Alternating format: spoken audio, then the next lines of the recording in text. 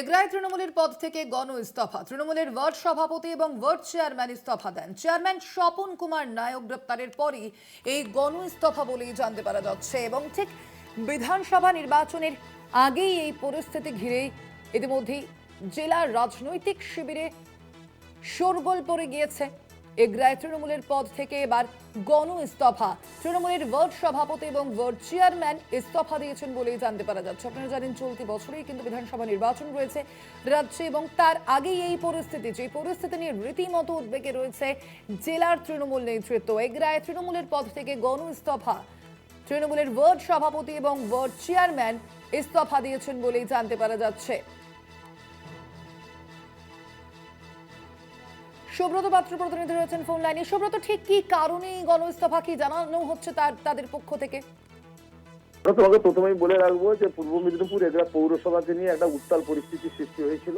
যে উত্তাল পরিস্থিতির মধ্যে দেখা যাচ্ছে যে গত 2 তারিখ রাত্রে এগরা পৌরসভার চেয়ারম্যানকে গ্রেপ্তার করে এগরা থানার পুলিশ। কলকাতা থেকে তাকে নিয়ে আসার পরেই তারপরে দেখা যায় যে গত পরশুদিন এগরা নাগরিক মঞ্চ করে যে সমস্ত এগরা শহরবাসীরা আছে এবং সমস্ত অরাজনৈতিক দলরা তারা কিন্তু এসে এবং মানুষজন এসে তারা সেই মিছিলে অংশগ্রহণ করে এবং তারা বলতে থাকেন মিছিল থেকে একটাই স্লোগান যে এগরা পৌরসভার পৌর প্রধানকে যখন আমরা ডাকি, যখন আমরা পাই এই জায়গা থেকে এবং নিঃশর্তে তাকে মুক্তি দিতে হবে, নিঃশর্তে তাকে জামিন দিতে হবে, এই নিয়ে একটা বিরাট মিছিল একটা বের হয় এগরা শহর।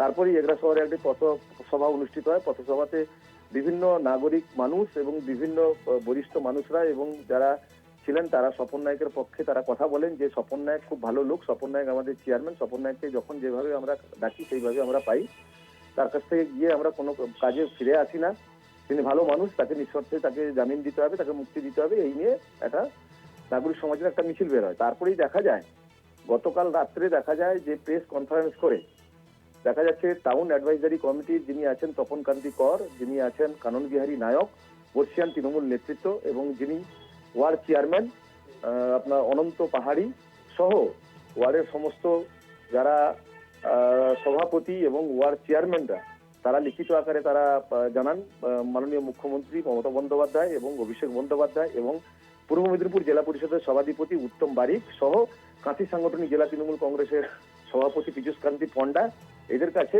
একটা লিখিত আকারে তারা জানান যে আমরা এই পদে আমরা থাকতে পারছি না, কারণ এগরা মানুষের কাছে আমরা মুখ দেখাতে পারছি না, এগরা মানুষের কাছে আমরা ভোট চাইতে গেলে তাদের কাছে আমরা কি জবাব দেব, এই নিয়ে তারা একটা লিখিত দেন। তারা বলেন যে আমরা পদে থাকবো না, কিন্তু আমরা দলে আছি, কিন্তু আমরা পদে কোনো কিছু থাকবো না। এই নিয়ে একটা প্রেস কনফারেন্স হয়, এই নিয়ে এগরা শহরে উত্তাল হয়ে ওঠে। এই হচ্ছে ঘটনা। সুব্রত, নির্বাচন সামনে রয়েছে 2026 আমরা জানি, এবং সেই নির্বাচনের আগে এই পরিস্থিতিকে আরো অস্তিত্ব সংকটে ফেললো তৃণমূলকে।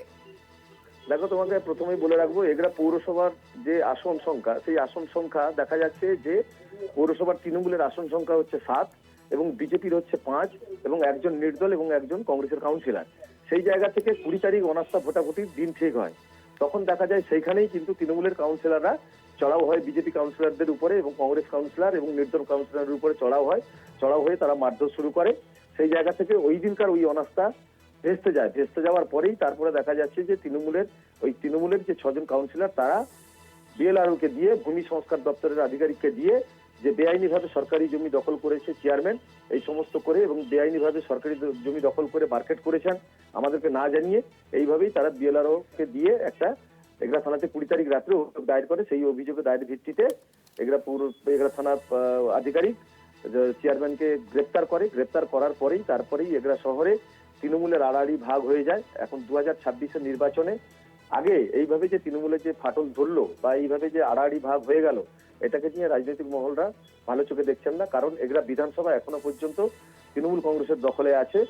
সেই জায়গা থেকে এখন নেতৃত্বরা, জেলা নেতৃত্ব এবং এমএলএ সহ যারা আছেন তারা এখন এই বিষয়টাকে নিয়ে আলোচনা করতে চাইছেন যে কিভাবে পরিস্থিতি সামাল দেওয়া যায়, কিভাবে আবার জোড়া লাগানো যায়, এইভাবেই চলছে। সন্ন্যালী, ধন্যবাদ সুব্রত।